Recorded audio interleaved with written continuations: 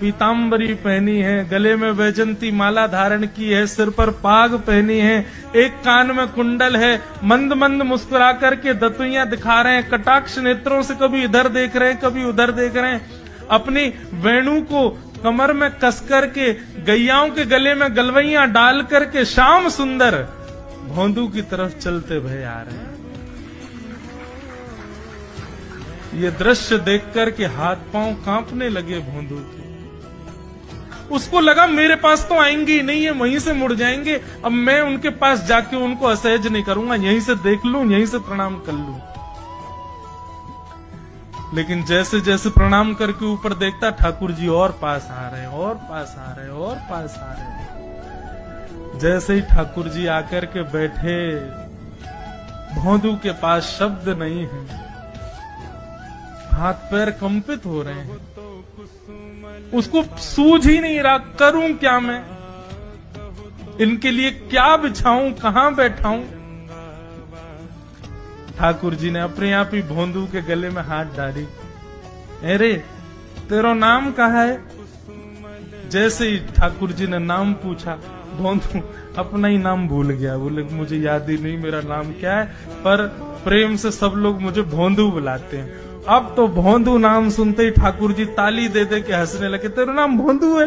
बोले हाँ मेरा नाम भोंदू है। और ठाकुर जी आपको अच्छा लगो? बोले हाँ बहुत अच्छा लगो। आपको नाम कहा है? ठाकुर जी बोले तू मोह ना जाने? बोले जानू तो ना हूं, लेकिन गुरुजी ने जैसो रूप बताया वैसो ये आपको, तो आप कहीं नंदनंदन तो नहीं हो? ठाकुर जी बोले हाँ मैं नंदनंदन नहीं हूं, यशोदा जी को लाला, नंद जी को लाला। भोंदू बोलो जय हो भगवान, आज आपके दर्शन है गए। गुरुजी और सब बालकन को तो आप शायद रोज ही मिलते होंगे, लेकिन मैं ही अभागो, मोको आप आज ही मिले हो। ठाकुर जी बोले अब चल बात मत बनावे, जल्दी कछु खवा, मुंह को भूख लग रही है। भोंदू एक कपड़े में रोटी बांध के उसमें मिर्च और गुड़ रख करके लेके गया। 2 रोटी थी। भोंदू ने जैसे खोली, एक रोटी ठाकुर जी के सामने धर दी, एक अपने पास रख ली। बोले मैं भी तो खाऊंगा। ठाकुर जी ने बढ़िया रोटी ऐसे घुमाई और प्रेम से गुड़ खामे और रोटी पान लगे प्रेम से, और ठाकुर जी तो चप चप करके नेक देर में पा गए। भोंदू तो भूल ही गयो, मुख खानो भी हो, ठाकुर जी को ही देख रहा है। ठाकुर जी तो चप चप करके नेक देर में पा गए। भोंदू तो भूल ही गयो, मुख खानो भी हो, ठाकुर जी को ही देख रहा है। ठाकुर जी बोले और जोर की भूख लगी, ला अपनी रोटी दे दे। भोंदू बोलो मुंह को भी भूख लगी है। बोले अच्छा चल आधी आधी खा ले, या मैं आधी तू खा ले आधी मैं खा लूं, दोनों खा लिए। कल तनेक्सी से ज्यादा सी रोटी ले आइयो, भूख ज्यादा लगे, और सुन यही समय आइयो, मिलूंगा कल भी तोते। ठाकुर जी अपने मार्ग पर चले गए। भोंदू इतना प्रसन्न है, बोले आज मुझको ठाकुर जी मिल गए। गुरुदेव के प्रवचन का समय होगा, भोंदू पीछे जाके बैठ गया, अपने गुरुदेव को प्रणाम करे, इनकी कृपा से ठाकुर जी मिले। उसने किसी को नहीं बताया, उसको लगा सबको ही मिलते हैं भगवान, मुझे ही मिले हैं बहुत दिन बाद। दूसरे दिन भोंदू खूब सारी सामग्री रसोई घर में इकट्ठा करके जाने लगा। किसी ने जाके गुरुदेव से कह दिया कि भोंदू बहुत सारी सामग्री ले जा रहा है। गुरुदेव ने जाके कही भोंदू इतनी सामग्री ले जा रहा हो भैया, तो भंडारो करेगो का?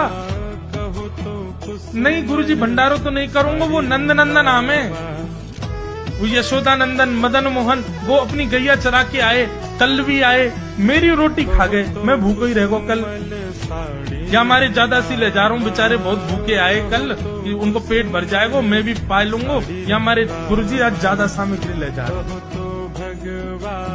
गुरुदेव ने मन में सोचा ये बात कोई और कहे तो अविश्वास किया जा सकता है, लेकिन भोंदू झूठ नहीं बोलता। भोंदू कभी झूठ नहीं बोलता, भोंदू की बात पर विश्वास करना ही पड़ेगा। गुरुदेव बोले सुन सुन ठाकुर जी आए थे? बोले हाँ।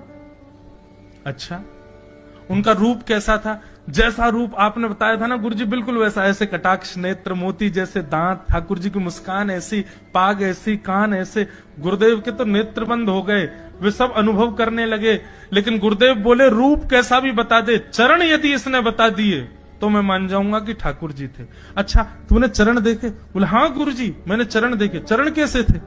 ठाकुर जी के चरण जब वो चल करके आगे बढ़ते हैं ना तो चिन्ह बन जाते हैं, कहीं ध्वजा बनी थी, कहीं शंख बना था, कहीं कुछ बना था। और उनके जो नखून है ना, उनमें से ऐसा लगता है मानो जैसे कोमल का पराग हो, कमल का पराग हो। और चरणों का रंग कैसा, जैसे मानो जैसे गुरुदेव कमल होता है ना, कमल की आकृति, ऐसे ठाकुर जी के चरण। और चरणों का रंग कैसा, जैसे मानो जैसे गुरुदेव कमल होता है ना, कमल की आकृति, ऐसे ठाकुर जी के चरण। जब चरण का यथावत वर्णन भोंदू ने कर दिया, गुरुदेव समझ गए, बोले निश्चित ठाकुर जी आते। नहीं तो भोंदू कहां जाने, इतनी बुद्धि नहीं है उस पे कि वो इतना सब कुछ ढूंढ ढाड़ के मुझे बताए। भोंदू एक काम करेगा? बोले हाँ। ठाकुर जी आएंगे तो तेरे सखा बन गए? बोले हाँ। तो उनको लेकर के आश्रम आ जाओ, यहाँ पे आ जाओ। भोंदू बोला कि इतने योग्य बालक हैं, लेकिन ठाकुर जी ने किसी से नहीं कही, मुझसे कही है। अगर मैंने ये काम नहीं किया तो मेरा जीवन व्यर्थ है। भोंदू को लगा ठाकुर जी सबसे ही मिलते हैं, गुरु जी किसी से भी कह के बुलवा लेते, मुझको काम दिया। भोंदू ने तो उसको अपने हृदय में ले लिया, अब ये काम मुझे करना है। बोले गुरु जी मैं वचन दे के जा रहा हूं, ठाकुर जी को मैं लेके आऊंगा। जाओ। भोंदू वन में चला गया। अब तो उसको मिलने की भी एक्साइटमेंट नहीं है और कोई उसके मन में भाव ही नहीं है, उसको ये है बस ठाकुर जी को मैं ले जाऊं। जाकर के बैठा, ठाकुर जी अपनी गैया चराते भये, ठाकुर जी आए। रूप देख करके फिर से भावुक हो गया भोंदू। ठाकुर जी आकर के बैठ गए, बोले चल जल्दी निकाल रोटी, भूख लगी है मुंह को। भोंदू सजाता जा रहा है थाली, ठाकुर जी को देता जा रहा है। बोले जय जय, एक प्रार्थना करूं? बोले करो। आप मेरे संग मेरे सखा हो ना आप? बोले हाँ तेरो सखा हूं। तो मेरी बात मानोगे? बोले कहा आप मेरे संग आश्रम चलो गुरु जी के पास। ठाकुर जी रोटी पाते जा रहे, ठाकुर जी ने अनसुनी कर दी बात। बोले जय जय कछु कहो ना, आप चलोगे ना? ठाकुर जी बोले हम तेरे सखा हैं, तेरे गुरु जी के सखा नहीं है। तू मोते मिल, तू मेरे संग खा, तू मेरे संग रहे, तू कछु कर, तो कुछ सब अधिकार है, लेकिन ये हम गुरु जी ते मिल बातें मिल ये सब हम नहीं करेंगे। हम बस तेरे सखाएं तो ये जाने और कोई ये ना जाने। ए जय जय ऐसा मत कहो ना, वे नहीं बताते तो मैं तो आपको देख ही नहीं पाता, मैं तो आपको जानता ही ना हूं। उनने ही तो मुझको बताई कि आप भांडीर बनाते हो, आपका रूप ऐसा है, उनने कृपा करके मुझको आपसे मिलवाए हो। वही हमारी मित्रता के मूल आधार है, उनसे तो मिलवे चलो ना। वही हमारी मित्रता के मूल आधार है, उनसे तो मिलवे चलो ना। ठाकुर जी बोले देख ज्यादा जिद मत करे, हमने तो उसे एक बार कह दी हम नहीं जाएंगे नहीं जाएंगे नहीं जाएंगे। ठाकुर जी रोटी पा रहे थे तो भोंदू ने हाथ से रोटी और छनाई, बोले ये भी दो, ये भी गुरु जी की है, लाओ ये मिर्च गुड़ सब दो, ये सब गुरु जी को, ये भी मत खाओ। और सुनो, यदि हमारे गुरु जी से आपको प्रेम नहीं है तो हमको आपसे प्रेम नहीं है। कल से अपनी गैयान को लेकर कहीं और चरावे जाओ, होंगे तुम नंदन नंदन अपने गांव के, मेरे गुरु जी के पास नहीं जाओगे। और सुनो, ये मुंह में जो रोटी रखी है को उगल ले आओ, ये भी गुरु जी की रसोई में बनी है, हमारे गुरु जी से नहीं मिलेंगे। ठाकुर जी बोले अरे भोंदू ने रुक तो नहीं, नहीं नहीं अब तो मैं सुनूंगा ही नहीं, आपने ऐसे कैसे कह दी नहीं जाएंगे, 3 बार नहीं जाएंगे नहीं जाएंगे। और ये भांडीरवन मेरो है, मैं यहाँ गैया चरावे आऊं, कल से अगर तुम और तुम्हारी गैया दिख गई मुंह को तो तुम्हारी गैयान को लेके मैं चलो जाऊंगा आश्रम, फिर तुम्हारी मैया बाबा तुमको मारेंगे। ठाकुर जी बोले अरे भोंदू इतना नाराज?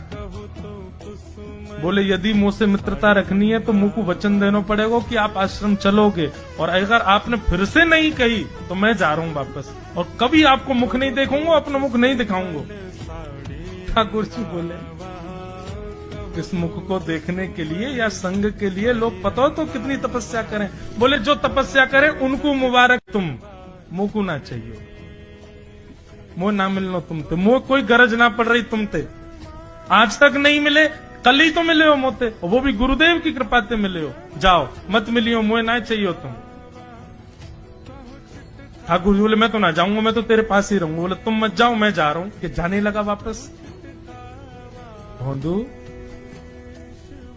ठाकुर जी पुकार रहे हैं भोंदू, मानो जैसे त्रिलोकी लेके जा रहा है वो ठाकुर जी की, जैसे मानो पूरा ऐश्वर्य ठाकुर जी का ले जा रहा हो। अरे भोंदू ने रुक तो जा, भोंदू बोला अपना मुख भी नहीं दिखाऊंगा यदि आप नहीं चलोगे तो। भोंदू थोड़ी दूर गया, ठाकुर जी को लगी वापस आ जाएगा, थोड़ी और दूर गया, लगा अब आ जाएगा, लेकिन जब भोंदू दिखना बंद हो गया हमारे ठाकुर जी विचलित हो गए, दौड़े भोंदू की तरफ। ठाकुर जी दौड़ करके गए और जाकर के भोंदू के पित्ती पे चढ़ गए, बोले ले चल अपने गुरुदेव के पास, चलूंगा तू जहां कहेगो लेकिन तो दूर नहीं जान दूंगा। ठाकुर जी दौड़ करके गए और जाकर के भोंदू के पित्ती पे चढ़ गए, बोले ले चल अपने गुरुदेव के पास, चलूंगा तू जहां कहेगो लेकिन तो दूर नहीं जान दूंगा। और भोंदू ठाकुर जी को ऐसे ऊपर चढ़ा करके लेकर के आश्रम जा रहा है। गुरुदेव आकर के खड़े हो गए और मन में बस विचार कर रहे थे, हाथ पांव कांप रहे थे, बोले ठाकुर जी आएंगे कि नहीं। इतने में ही भोंदू आया और तभी देखा भोंदू की पित्ती पर ठाकुर जी टंगे भय आ रहे हैं। आज गुरुदेव ने जाकर के पहले भोंदू को प्रणाम किया, जय हो धन्य है। इतनी तपस्या की, इतना भजन किया, घर परिवार त्याग दिया, वैराग्य त्याग सब हमारे जीवन में, तब भी ठाकुर जी नहीं मिले। लेकिन वारे भोंदू तेरी सरलता, तेरी सहजता, तेरा ये निर्मल भाव कि ठाकुर जी तेरे अधीन होके यहाँ आश्रम तक चले आए।